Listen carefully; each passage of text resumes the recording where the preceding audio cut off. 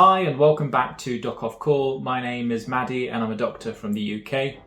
On this channel we like to look at the medical science behind some of the popular movies as well as TV series. And with Marvel's Falcon and Winter Soldier just around the corner, I thought what better time to look back at the origin of the Winter Soldier in Captain America the Winter Soldier. Now I love the Marvel franchise and I think I've watched every movie a couple of times, and so if you do like videos like this, please do comment down below and let me know so that I can put out more videos like this. But otherwise, let's have a look at today's scenes.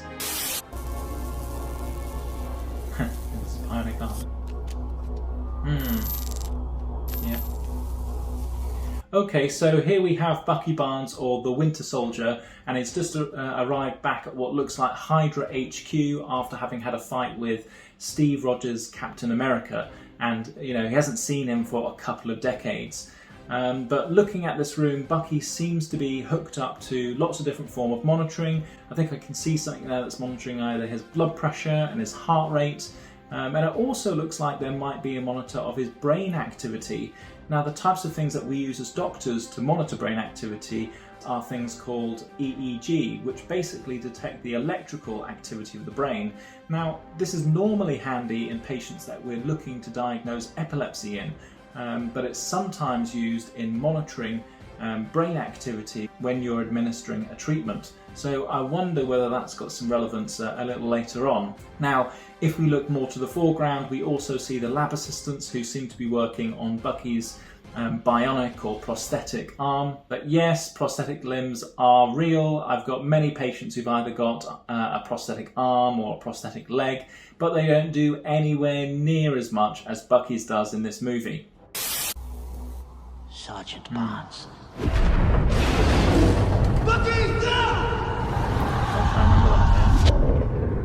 The procedure has already started. Oh god. Okay, so in this scene we're reminded as to how Bucky got into this position in the first place, and in a clever way they've shown us this through Bucky's flashbacks of the events of the first Captain America movie. And I remember first watching this movie and seeing this scene and thinking of it as a big turning point in the movie. And it's still quite unbelievable that Bucky survived this drop, as I seem to remember the drop being several hundred feet. Now, the fact that Bucky's having these flashbacks, I think they're trying to depict here that he's suffering from PTSD, otherwise known as post-traumatic stress disorder. Now, classically, patients with PTSD tend to report having these uncontrollable flashbacks where they relive the original traumatic event. Now, it can be so severe in some patients that they actually report suffering physical pain, which is similar to that of the original event. But also in this scene, you hear the Hydra doctors beginning to operate on Bucky's left arm. And if you listen closely, you can hear the mechanical saw crunching the bones as they're amputating the remainder of that left limb. Started. Now, normally people shouldn't be able to recall any of the events of an operation like this, as this would normally be done under a general anaesthetic, but it seems like the Hydra doctors have a different method. I mean, I wouldn't be surprised if he suffered from PTSD just from this operation alone. You are to be These guys need that the fist of Hydra. Put him on ice.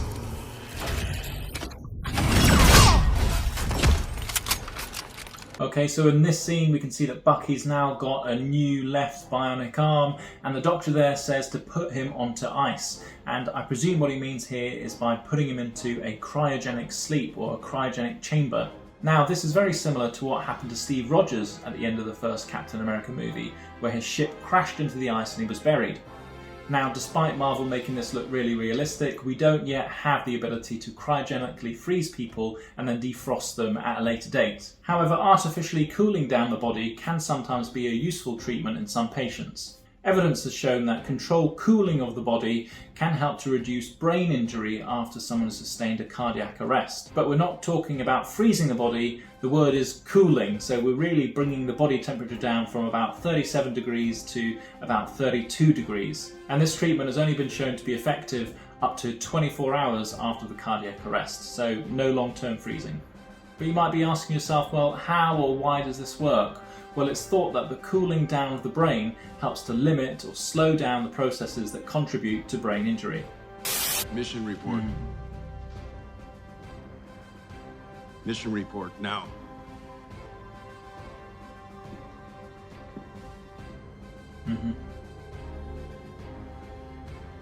Gosh. Okay, so here we get a closer look at the monitoring in and around Bucky there. And yes, it does look like they're monitoring his blood pressure regularly, but it also looks as though he might have an ECG on as well. Now, interestingly, when performing an ECG, you have to place two different types of leads onto the chest. You have the first type, which are the chest leads, and the second, which are the limb leads. Now, the chest leads are those that you can see that surround the heart, and they give you a direct perspective as to the electrical activity. Now, the second type is that of the limb leads, and normally you place one on either arm and then one on the leg.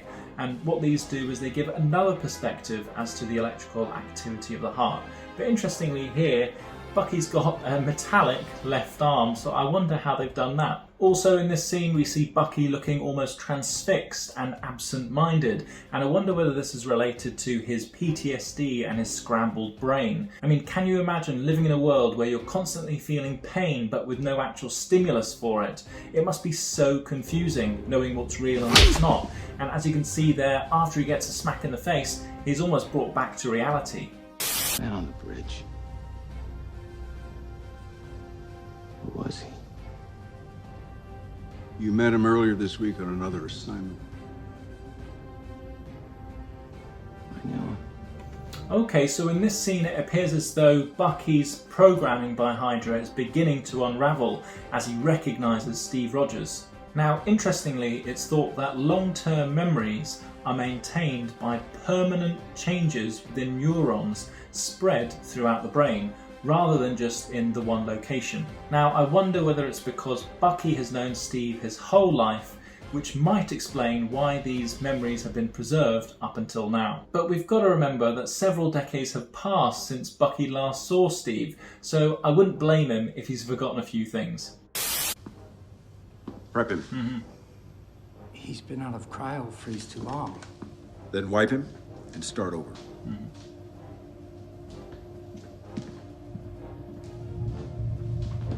Okay, so in this scene, Alexander Pierce says to the lab assistants to prep him. And normally in medical terms, when we say this, we tend to say it in the context of a surgical procedure. And what we normally mean is to get the blood tests taken, maybe set up an IV drip, catheterize the patient, ready for a procedure or an operation. So let's see what they're going to do here with Bucky.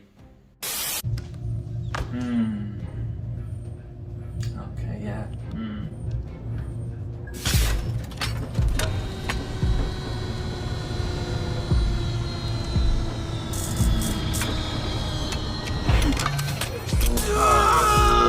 Okay, so yeah, in this final scene we see the lab assistant first start off by placing a gum shield into Bucky's mouth, but then he also gets strapped into this chair.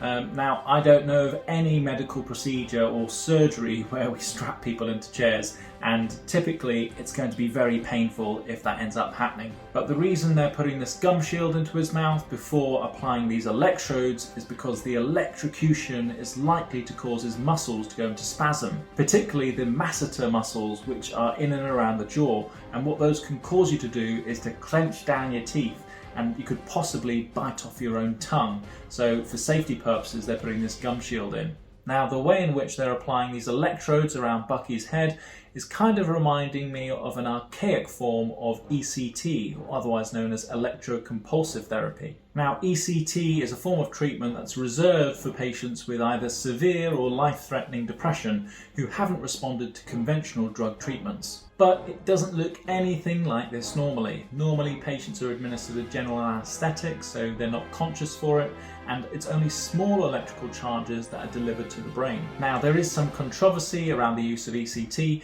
because back in the 1950s, this was a treatment that was given without a general anaesthetic and often given without consent from the patients, which nowadays is a big no-no. Now, when done correctly, small electrical charges are passed through the brain to help induce a very small and brief seizure. Now, there are several different theories out there as to how this might work and help with depression, but research hasn't shown exactly what effect it has. Now, it's not without its own complications, and the most common side effect reported from ECT therapy is memory loss, which is often short-term but can also be long-term. Other side effects can include confusion, headaches, agitation, loss of interest in things, as well as loss of an emotional response. Does this sound like anyone that we know of? Okay, well that's covered the scene I wanted to talk about today. I hope it's been enjoyable and educational. If it has, why not subscribe to the channel, as I'm thinking of putting more videos out like this. If you have any suggestions, please leave those down in the comments below. Otherwise, I'm looking forward to the Falcon and Winter Soldier series. Thanks for watching, and I'll see you in the next one. Thanks.